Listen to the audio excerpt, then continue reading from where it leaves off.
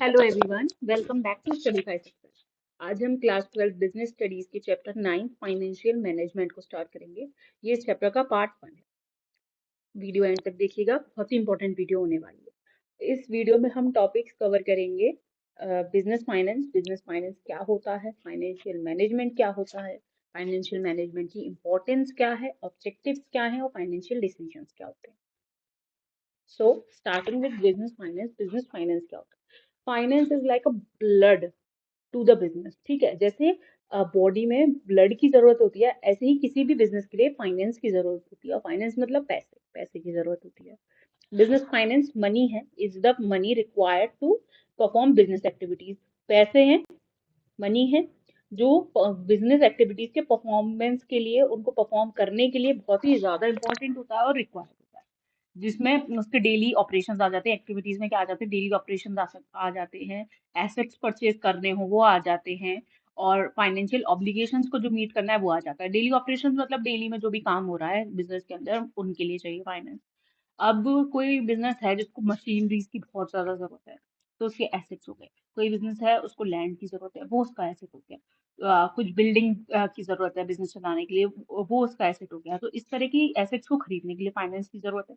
Daily के कामों के लिए फाइनेंस की जरूरत है। और कुछ फाइनेंशियल ऑब्लिगेशंस हैं, किसी का पेमेंट करना है, किसी से पेमेंट लेना है, उसके लिए भी फाइनेंस की जरूरत है। तो यही सब बिजनेस फाइनेंस होता है, जो पैसा बिजनेस एक्टिविटीज के परफॉर्मेंस के लिए जरूरी होता है। फाइनेंशियल मैनेजमेंट क्या है? जो बिजनेस फाइनेंस है उसी का मैनेजमेंट, कि कहाँ से पैसा आएगा, कहाँ पैसा जाएगा, क्या ज्यादा इंपॉर्टेंट है, क्या पहले करना है, क्या बाद में करना है, मनी से related is financial management.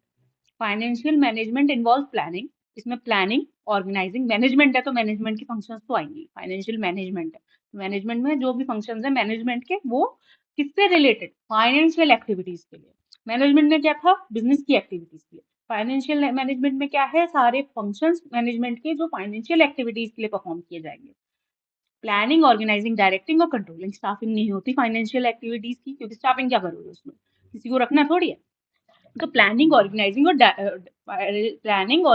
Directing और कंट्रोलिंग फाइनेंशियल एक्टिविटीज की। जैसे procurement and utilisation of fund. तो फाइनेंशियल एक्टिविटीज कौन सी हो गई? प्रोक्योरमेंट और यूटिलाइजेशन ऑफ फंड मतलब पैसा इकट्ठा करना, प्रोक्योर करना और उस पैसे को खर्च करना, यूटिलाइज करना। इन दोनों कामों के लिए फंड्स के बिजनेस के अंदर फाइनेंशियल एक्टिविटीज है ये सब। इन दोनों कामों के लिए प्लानिंग, ऑर्गेनाइजिंग और डायरेक्टिंग और कंट्रोलिंग, ये चारों चीजें फाइनेंशियल मैनेजमेंट है। It include making decisions and about investment. इसमें क्या होता है? इन्वेस्टमेंट के बारे में डिसीजंस लिए जाते हैं फाइनेंशियल मैनेजमेंट में, फाइनेंसिंग के डिसीजंस लिए जाते हैं और डिविडेंड्स के डिसीजन लिए जाते हैं। डिविडेंड्स जो शेयर होल्डर को प्रॉफिट मिलता है। To ensure the financial stability and growth of the business, जिससे कि फाइनेंशियल स्टेबिलिटी और ग्रोथ हो सके बिजनेस की। आई होप फाइनेंशियल मैनेजमेंट का आप लोगों को मीनिंग अच्छे से समझ आ गया होगा, क्योंकि इसी पे पूरा चैप्टर टिका हुआ है। ठीक है। Importance of financial management. Financial management का की इम्पोर्टेंस क्या है, वो इम्पोर्टेंट क्यों है? फिक्स्ड एसेट्स को प्रोक्योर करने के लिए इम्पोर्टेंट है। Proper investment in fixed assets ensure that funds are not excessively tied up. Proper investment होना चाहिए फिक्स्ड एसेट्स में, फालतू में फिक्स्ड एसेट्स में इन्वेस्टमेंट नहीं किया जाए जिससे कि फंड वहां पे फंस जाए। ऐसे फिक्स्ड एसेट्स में किया जाता है जो बहुत ही ज्यादा इंपॉर्टेंट हैं और उसमें इन्वेस्टमेंट किए बिना काम नहीं चलेगा और पैसा भी वहां ज्यादा फंसेगा नहीं। और फंसेगा भी तो किसी पर्पज से फंसेगा, कुछ काम से फंसेगा। Maintaining a balance between growth and liquidity, जिससे ग्रोथ और लिक्विडिटी के बीच में भी बैलेंस रहे। फिक्स्ड एसेट ले लिए पर आपके पास लिक्विडिटी बची नहीं, और वो एसेट्स भी आपको कुछ अर्न करके दे नहीं रहे, तो इस हिसाब से नहीं करना चाहिए। नॉर्मल लाइफ में भी कि आपके पास जो पैसे हैं आपने कार में लगा दिए वहां, अब कार तो आप पर्सनल यूज के लिए यूज कर रहे हो, ठीक है, तो उसमें आपने पैसा सारा लगा दिया, आपके पास लिक्विडिटी रही नहीं और उससे भी आपको कुछ अर्न हो नहीं रहा। ठीक है, ये नहीं कह रही कि कार नहीं होनी चाहिए, कार में बहुत सारा पैसा, जितना भी पैसा था आपके पास, 25, 30, 40 लाख की कार लेगी और इतने ही पैसे थे, लिक्विडिटी भी मेंटेन नहीं रही और आपके हाथ में भी पैसा नहीं है अब, और वो कार भी आपको कमा के तो कुछ दे नहीं रही। ठीक है, तो फिक्स्ड एसेट्स में भी इस तरह से इन्वेस्ट किया जाए जिस तरह से लिक्विडिटी और ग्रोथ बैलेंस हो सके, आपकी ग्रोथ भी हो। कार ऐसी ली जाए, एग्जांपल के तौर पे कार ऐसी ली जाए जो आपकी ग्रोथ को भी शो करे और इतनी भी महंगी ना हो कि आपका सारा फंड उसी में फंस गया। करेंट एसेट्स, करंट एसेट्स के लिए इंपॉर्टेंट है। Effective management of cash inventory. Current assets क्या होते हैं? कैश, इन्वेंट्री, रिसीवेबल्स, ये सब इम्पोर्ट वो हैं, क्या कहते हैं, करंट एसेट्स हैं। इनके इफेक्टिव मैनेजमेंट के लिए भी फाइनेंशियल मैनेजमेंट जरूरी है। लॉन्ग टर्म फाइनेंसिंग के लिए लोन्स वगैरह चाहिए, और जो भी लोन कैसे लेना चाहिए, कहाँ से लेना चाहिए, किस सोर्स से लेना चाहिए, क्या रेट ऑफ इंटरेस्ट रहनी चाहिए, जो बैलेंस बना के रखेगी, प्रॉफिट में से निकल पाएगी वो रेट ऑफ इंटरेस्ट, और उसके बाद भी प्रॉफिट बच जाएगा। इस तरह की लॉन्ग टर्म फाइनेंसिंग की भी करने के लिए भी फाइनेंशियल मैनेजमेंट इंपॉर्टेंट है। Profit and loss impact. Profit और लॉस के इम्पैक्ट को देखने के लिए भी इंपॉर्टेंट है। Financial management decision have a direct impact on all items in the profit and loss account. जो भी फाइनेंशियल मैनेजमेंट का डिसीजन होता है ना, जो भी डिसीजन लिया जाता है किसी भी चीज का हो, इन्वेस्टमेंट का हो, डिविडेंड का हो, या फिर आपका ये इंटरेस्ट वगैरह, इंटरेस्ट रेट लोन वगैरह का हो, वो डायरेक्ट इफेक्ट करता है प्रॉफिट एंड लॉस पे। तो प्रॉफिटेबिलिटी और सस्टेनेबिलिटी दोनों को इफेक्ट करता है फाइनेंशियल मैनेजमेंट, इसलिए फाइनेंशियल मैनेजमेंट इंपॉर्टेंट है। अब फाइनेंशियल मैनेजमेंट के ऑब्जेक्टिव्स क्या है? 3 मेन ऑब्जेक्टिव्स हैं। प्रॉफिट मैक्सिमाइजेशन, प्रॉफिट मैक्सिमम करना है। वेल्थ मैक्सिमाइजेशन, अपनी वेल्थ को भी मैक्सिमम करना है। प्रॉफिट और वेल्थ में अंतर है। अदर ऑब्जेक्टिव्स और कुछ अलग ऑब्जेक्टिव्स हैं। प्रॉफिट मैक्सिमाइजेशन क्या है?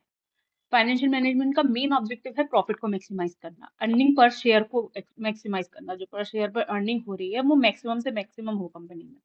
और ये ट्रेडिशनल ऑब्जेक्टिव है जो कंपनी की अर्निंग पर शेयर को इंक्रीज करने पर फोकस करती है। वेल्थ मैक्सिमाइजेशन, ये मॉडर्न अप्रोच है जो ओवरऑल वेल्थ को इंक्रीज करने में इंक्रीज करने पर एम्फेसाइज करती है। By maximising the market value, firm के शेयर्स की मार्केट वैल्यू बढ़े। शेयर मार्केट सुना होगा आपने, शेयर मार्केट में जो मार्केट वैल्यू है वो बढ़े, वो वेल्थ मैक्सिमाइजेशन है। ठीक है, उसकी शेयर की वैल्यू जो 10 रुपए का शेयर है वो 10,000 का हो रखा है, वो वेल्थ मैक्सिमाइजेशन है। ठीक है, तो जो ओवरऑल मार्केट वैल्यू है वो बढ़े, उसका मैक्सिमाइजेशन वेल्थ मैक्सिमाइजेशन है। ये मॉडर्न अप्रोच है। और प्रॉफिट मैक्सिमाइजेशन ट्रेडिशनल अप्रोच है। नेक्स्ट, अदर ऑब्जेक्टिव्स क्या हैं? These include optimum utilization of financial resources, best से best optimal utilization of financial resources का, इजी अवेलेबिलिटी हो फंड्स की, and maintaining the firm's financial health. Financial health firm की वो भी मेंटेन रहे।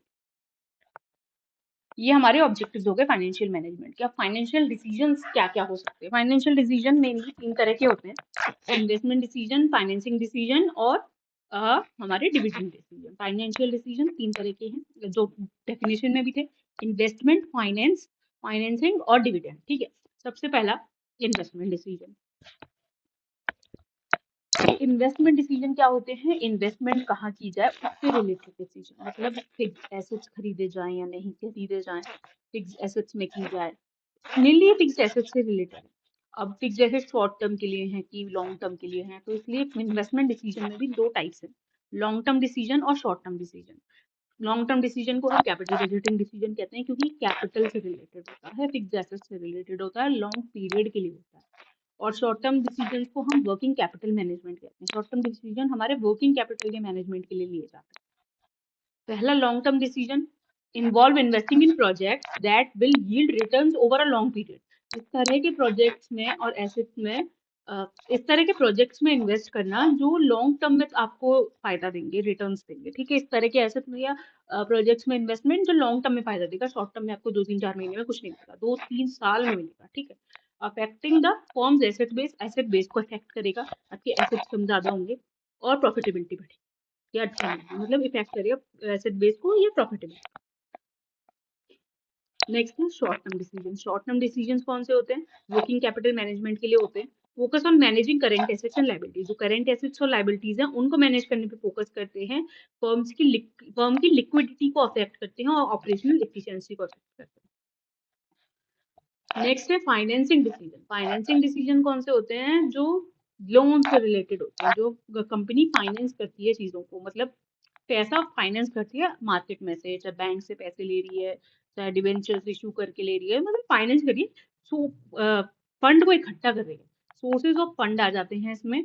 The decision to raise fund through equity. अब इसमें आता है कि ये डिसीजन लिया जाता है फाइनेंसिंग डिसीजन में कि कैसे फंड को रेज किया जाएगा। इक्विटी के थ्रू किया जाएगा, इक्विटी शेयर्स को इशू करके किया जाएगा, डेप्ट के थ्रू किया जाएगा, यानी लोन को लेके, डिवेंचर्स को लेके किया जाएगा, और अब कॉम्बिनेशन ऑफ दोनों को कॉम्बिनेशन से किया जाएगा, कॉस्ट और रिस्क को बैलेंस करके किया जाएगा। इसके फैक्टर्स हैं, consideration including the cost of funds. Cost of funds से फैक्टर्स क्या इफेक्ट करते हैं कि फंड की कॉस्ट क्या है, इक्विटी को इशू करने में क्या कॉस्ट आ रही है, और जैसे लोन ले रहे हैं तो लोन पे इंटरेस्ट क्या दे रहे हैं, इंटरेस्ट कॉस्ट है। Control over the company cash flow and market conditions, company का कंट्रोल कितना है, कैश फ्लो पोजीशन क्या है कंपनी की, और मार्केट कंडीशंस क्या है, इनके बेसिस पे फाइनेंसिंग डिसीजंस लिए जाते हैं। डिविडेंड डिसीजंस, डिविडेंड डिसीजंस क्या है, डिविडेंड क्या होता है, प्रॉफिट को जो बांटा जाता है शेयर होल्डर्स में, तो उसको डिविडेंड कहते हैं, प्रॉफिट का हिस्सा शेयर होल्डर्स का। तो वो कैसे बांटा जाएगा, प्रॉफिट को कैसे डिस्ट्रीब्यूट किया जाएगा, ये डिविडेंड डिसीजन का पार्ट होगा। Deciding how much profit should be distributed to shareholders, इसमें क्या है कि कितना प्रॉफिट शेयर होल्डर्स को डिस्ट्रीब्यूट करना है और कितना रिटेन्ड अर्निंग की तरह रखना है। जो प्रॉफिट होता है ना, वो सारा का सारा कंपनी बांट नहीं देती, क्योंकि कंपनी को भी जरूरत पड़ती है पैसे की, तो वो अपने प्रॉफिट से ही कई बार यूज कर लेती है उस पैसे को। तो कितना, उसी को कहते हैं हम रिटेन अर्निंग। रिटेन अर्निंग किसे कहते हैं, जो प्रॉफिट का हिस्सा कंपनी ने अपने पास रख लिया, शेयर होल्डर्स में नहीं बांटा। ठीक है, तो यही डिसाइड किया जाता है डिविडेंड डिसीजन में कि प्रॉफिट कितना बांटा जाएगा और कितना रिटेन अर्निंग की तरह रखा जाएगा।